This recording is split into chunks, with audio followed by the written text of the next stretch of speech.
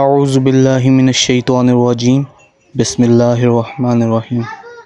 امید کرتا ہوں آپ سب دوست خیریت سے ہوں گے۔ ایک دن میں صبح قبرستان دعا کے لیے گیا۔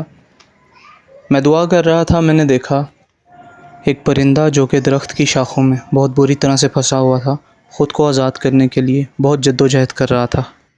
میں نے دیکھتے ہی کئی بار اس پرندے کی مدد کرنے کی کوشش کی، یعنی اسے آزاد کرنا چاہا، لیکن ناکام رہا۔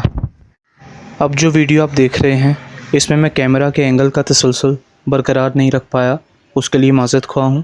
خیر، جب میں اس پرندے کی مدد کرنے میں ناکام رہا تو میں نے ریسکیو 1122 پر کال کی۔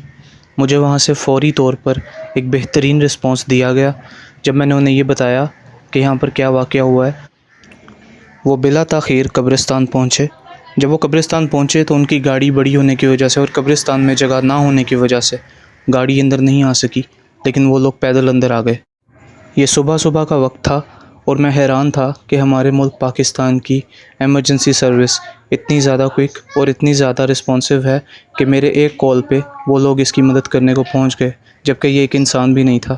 ہمیں اس ویڈیو سے یہی سیکھنا چاہیے کہ چاہے انسان ہو یا جانور، اگر آپ بھی کبھی کسی ایسے پرندے کو یا کسی کو بھی آپ تکلیف میں دیکھیں تو فوراً 1122 پہ رابطہ کریں اور کسی کی جان بچانے کا ذریعہ بنیں۔ بہت شکریہ، اللہ حافظ۔